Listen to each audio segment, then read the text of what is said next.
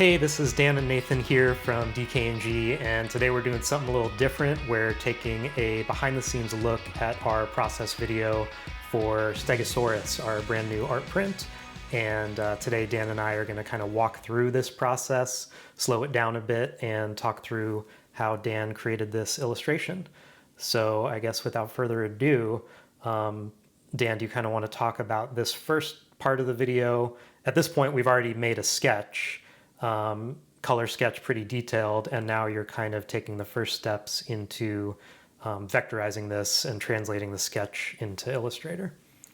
Yeah. So this is basically how we start a lot of our projects. And I like to start off with kind of a more complex object and just try to get the style of it down. So it's going to kind of dictate the rest of the piece. So if you kind of slow down here, you can kind of see where we ended up with the style of these. I don't know what you would call them. They're trees, they're leaves, they're plates, because this is going to end up looking like a Stegosaurus. So they're kind of serving three purposes.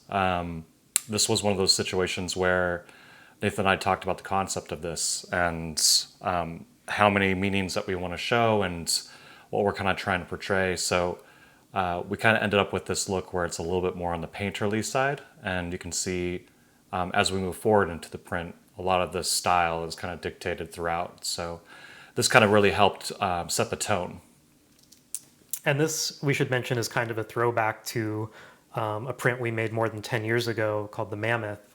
And that was also kind of playing with the line between land and animal. And so we wanted these plates, like Dan's saying, to feel almost like trees or prehistoric leaves, so that at first glance you might just see the island, you might just see the Stegosaurus. We kind of want you to have to explore the piece a little bit to understand exactly what you're looking at. Yep. And as we move forward through this, just to kind of give everyone a little bit of a behind the scenes idea of how we create stuff. A lot of what you're seeing here with the individual limbs and the body shape are all clipping masks. So it's a really easy way for us to kind of start to compartmentalize stuff. And it allows us to throw in as much graphics as we want, gradients, Gaussian blurs, and it's a great way to kind of get things started. And then at least we know that within those shapes, we can always add more detail. So you can kind of see we ended up having the main shape of the dinosaur more or less ready to go. And then as we move forward, we're starting to tinker around with details. And you can see here, I'm kind of playing around with what the light source might look like. That's kind of a constant reminder throughout the illustration process, is to think about light source. This is actually a great way to pause it. You can see that we're using a moon. I guess you can also assume that it looks a little bit more like a sun, but the point is that all the light is coming from that light source, and that's actually a great way to kind of remind yourself in the illustration process of where the shadows are all going to lay. So this was kind of that moment where I'm like, I'm going to remind myself that the shadow is coming from behind the trees, therefore, the light source is coming up from behind the trees, therefore the shadow is going to be placed forward towards us. So that little simple shape that I created in front of that tree was sort of like a reminder to myself moving forward. That's kind of how shadows are all going to look. And I think in some of our classes, we've kind of talked about how if you don't know where to start with highlights and shadows, you could even look at a physical object in the real world, like take a tennis ball and set it on your desk near a window and see where the highlights and shadows land. And then you can also get a sense of, like, really harsh sunlight will cast a really crisp shadow. So this is a good example of that right here. Like, we see that blaring sun or moon, and then the shadow can be really sharp, or on like a hazy, cloudy day can get really soft shadows, which is great for photography, but also like kind of creating a moodiness or more glamour shot kind of feel in illustration. So I think that's nice to be able to think about, that it's intimidating to start a new illustration, but you can kind of fall back on these tricks of the trade of understanding how light source works, and that'll kind of dictate how you move forward with it. For sure. Yeah, just to kind of touch upon what you're talking about in real life scenarios. I mean, I kind of find myself staring at shadows from different light sources and different objects all the time, just kind of relearning what can be done in the illustration world. And even to this day, as much as I, trust that I understand light source, I'm still learning new tricks on how to make things look more realistic. So it's all coming from just real life experience. So speaking of light source, you're kind of like jumping into this leg part of the body. And I remember this was a part that we kind of went back and forth on a lot because we were trying to dial in the structure of how to render these rocks here. Because I think Totally. on one hand, it was like becoming a bit uniform and grid-like. But at the same time, we didn't want it to get like messy looking. And then you're also having to create the light source of the entire leg shape kind of wrapping around itself, this big kind of like curved limb. But at the same time, each individual rock within it also has light source.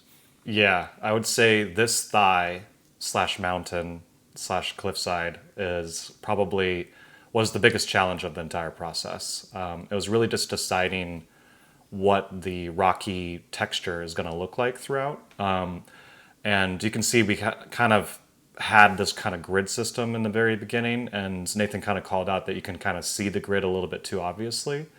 So even though I was getting close with making these look like rocks, it still looked a little bit too non-organic.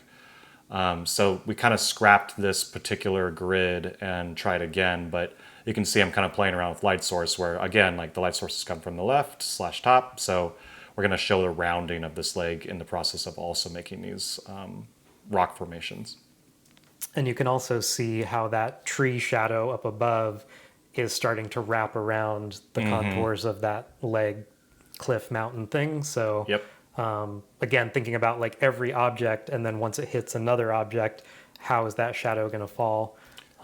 So it's all kind of like going toward tricking you into thinking it's more realistic. And I Yeah. think I'll try to pause here, but another good example of how you can still have highlight and shadow kind of within the shadow, but it gets more tonal in that shadow of the tree versus like the full effect of seeing the full color palette when in the sunlight area versus the shadow.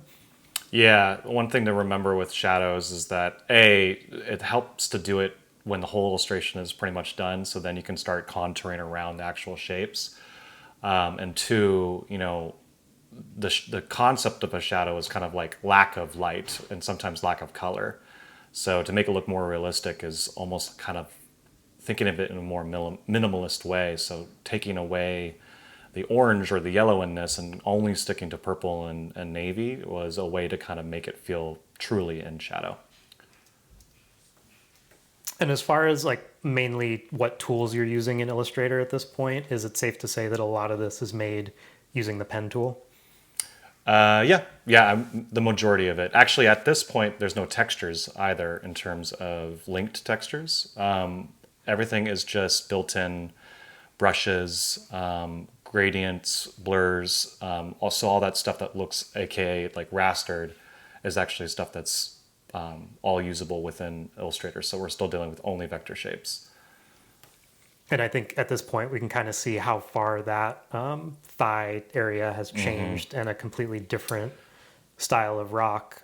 Which I think one thing we talked about too in looking at some reference and some inspiration was how if this truly was this like prehistoric creature, the rocks would probably have been kind of like rounded and softened over time. So we went from like a pretty harsh looking grid to kind of a softer curved shape, as well as some additional details of having that really like thin cracks within the rock, which I think was Yep. cool because it all got much more organic feeling. And even though you can kind of see a hint of that grid idea of kind of like the navy shadow in between the brighter rock shapes, it just feels much more flowing and organic and like more variety with the thin and thick shadows within it. For sure. It definitely transform from this point. I think I would say like at this point in the process, the grid system of those rocks definitely changed to be more organic. So I kind of thought of things as polygons and like triangles rather than squares, and still kept that gap in between them to kind of show that shadow. But those horizontal little lines that are cutting through kind of helped bring back a little bit of that grid where we're kind of seeing like rock formations all sharing the same crack, for example. You can kind of see the process of creating those rock formations within these legs too, and also I just threw in those lines, which are all just custom brushes that were created like on the fly. So it's a stroke that basically is created using a rounded triangle. So it kind of tapers at the end, and you can kind of see in our brush panel what that looked like. And so I was kind of using that as like the style guide for all cracks. Yeah, so that's the second brush down that you're talking about. That's kind of that navy triangle looking shape. And Exactly. then that's wrapping around the path to create that kind of more natural tapered look. Yep. So I think this is a good example here of the way that we typically work is by kind of working in a modular way and almost completing part of the composition fully before moving on to the next, rather than adding bit by bit everywhere and building it up. And I know some artists do it that way, but I think what works well for us is, for example, that thigh area above the water was a kind of proof of concept. And it's like, let's Yep. get that looking exactly how we want it to look. And now that can serve as an example of how all the rocks should look. Totally. And I think that's another good way of kind of relieving the pressure that if you're staring down a big, like complicated illustration project, going piece by piece and establishing like, here's how the foliage is going to look, here's how the rocks are going to look. Once you have an example of each of those, it's really easy to, or easier to expand that through the rest of the piece. Yeah, it's having a light at the end of the tunnel when it comes to seeing how this process is going to go. And I know a lot of artists, especially painters, kind of like add globally until the whole thing has detail. But for me personally, I like to do that proof of concept where I can say, okay, this is what it's going to look like as the final, even if it's a small piece. Now let's implement that everywhere else. And it gives me personally the confidence to be able to move on to the next section. Because I could see it being pretty daunting if we're like working on all the legs simultaneously and all of them are at like the 75% point, and we're just thinking, this isn't going to be done. Like, I don't even know what this is going to look like. But if you can see one really good leg, then you know where to go from there. This process of making these moss pieces was an interesting discovery in the process of illustrating. We'll jump into that a little bit more as we make some in the future. But you can see with the leg here, it's like I'm saying, like proof of concept. We were able to do it with the thigh. We were able to do it with the back leg. Let's just throw it in and make it the rest of the style guide work. One thing that we're kind of zooming past, it's kind of hard to see because it's moving so quickly, but getting light source on those legs also was an interesting process. You can see I'm adding little tiny slivers, but throughout the legs right here, you can see there's a stroke that's added to the left side of each leg. It's actually a stroke that includes a gradient inside it. So what's kind of cool about this process is that you can make a really fat looking stroke, and it is created with a gradient that's like, let's say, blue on one side and like fully 0% transparent blue on the other. So it kind of fades into the leg as it's wrapping around it. And this is a technique that we use to kind of get a much more organic blur around something without having to just like depend on gradients, because gradients are really linear. You can't really wrap around something with a gradient. But with this technique, you can. So it helped kind of like hug the leg a little bit with that blue highlight.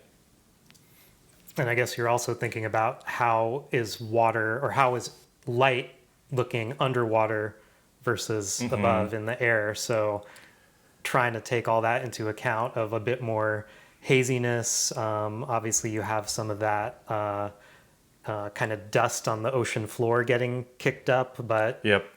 giving that feel that it's almost like hovering in the water versus how it would maybe just not really do that in air. So Yeah. This was one of those situations too, like talking about shadows, where it's underwater. Let's assume that the way to illustrate this is just to avoid using the yellow color as where possible. So anything underwater just kind of stuck to a different style guide where it was like only using blues, purples, and navies, and anything warm was no longer part of it. And it really helped kind of make things feel truly submerged.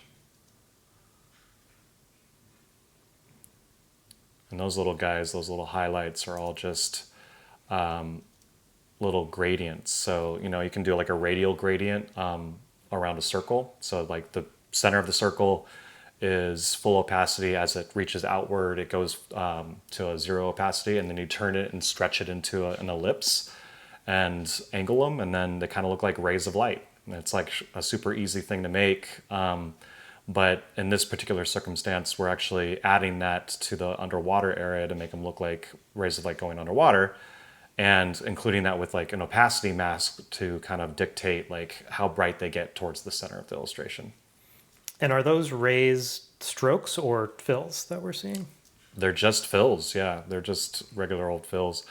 And what's nice is they're all sharing the same fill. So if I wanted to like brighten them up or making them a little bit more dim, I can just select the same fill color and update it throughout the entire illustration.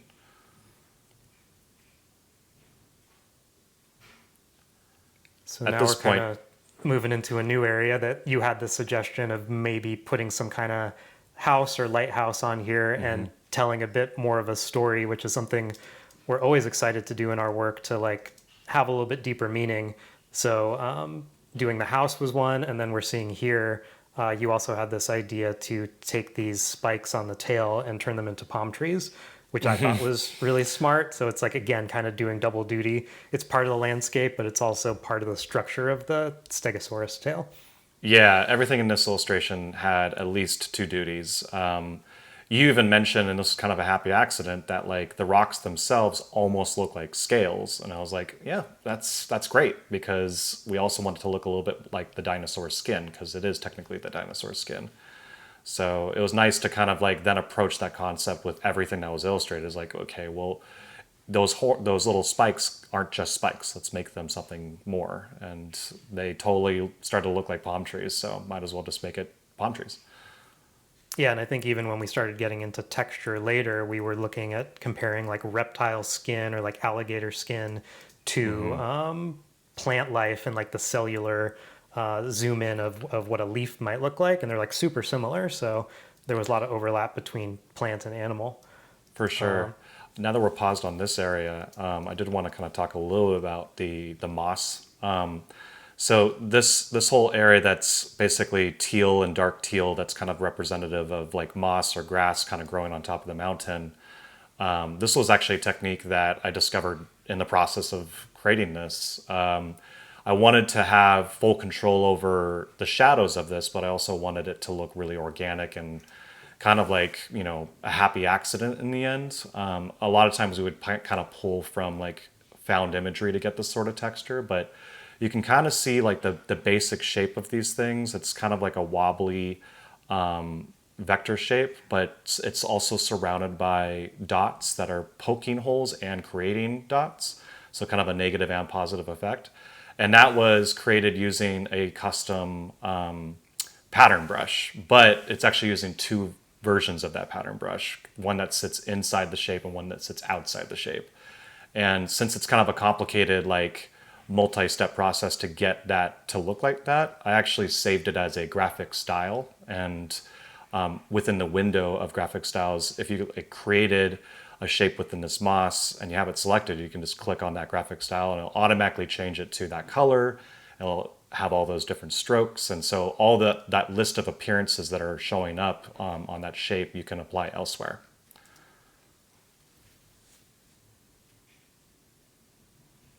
There's more detail going into that lighthouse idea. I think one thing also that we were planning for at this point is that we knew, because this is going to be a screen printed poster, and the way that we deal with the print separations and this like mezzotint effect, that everything's going to end up being dots at the end, we could kind of anticipate that even the cleanest elements like that lighthouse that looks kind of very vector and just has that vector sheen to it right now is going to end up being roughened up a bit by that separation process to prepare this for screen printing. So For sure. that's kind of nice for something like this, where at this moment there's some variety of some stuff feeling more vector, some stuff feeling more painterly. It all kind of gets unified a bit in that separation process, at least for when it's being used for screen printing. Yeah, and the nice thing about coming from the world of screen printing is that it's a reminder that like don't dive too deep on the detail because a lot of stuff ends up being simplified in the end because it literally needs to be pushed through a screen and only ink can, be so small. So I wanted to like dive really deep on that lighthouse and show like brick or whatever on it. But the reality is that something that small is not going to show up in a screen print. So at some point you kind of have to tell yourself like walk away and move on and make sure that everything has the same level of detail. So I think the rocks and the trees were kind of like a good style guide to stay within. And once we got to the smaller objects like that lighthouse, we knew let's just kind of keep it as is and not dive too deep on the detail there. Yeah, one blessing and curse of Illustrator is that you can zoom in to 64,000% or whatever it is. So it's really easy to work on this tiny little area and then realize like, oh, that's not even printable. So Totally.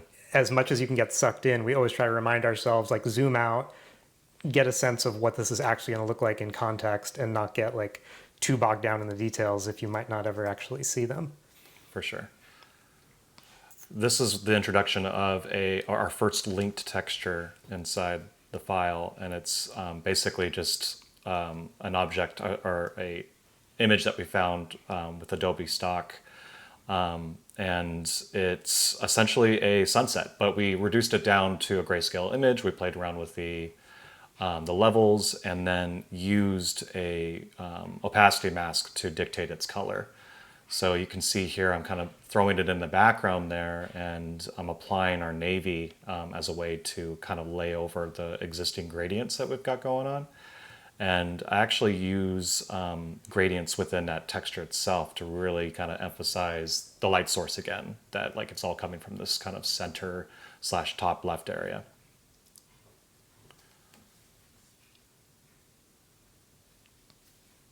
And I guess with that, we kind of wrapped up the process video part of it. Here's a good example of seeing some close-ups of the finished piece after it goes through the rip or the separation process. And you can see, like we've just been talking about, we get this kind of what's called mezzotint, basically a halftone effect, but that's a bit more grainy and natural looking, which is why we like that versus just like a typical really straight grid of halftoning, which is the dots you might see in like a comic book or a newspaper. So you can already see how some of that detail in the vector version gets stripped away a bit in the separated version. So there's always this balancing act between adding enough detail to get everything that we want in there, but at the same time realizing with the limits of whatever your medium is, in this case screen printing, that's going to dictate exactly how much you can show. For sure. The mezzotint actually ended up working pretty well for this project. It has a prehistoric kind of dinosaur look to it. Yeah, totally. It's almost a bit of like a scaly kind of look to it. So this is the regular edition print, which is printed on cream paper. It's a 4-color print.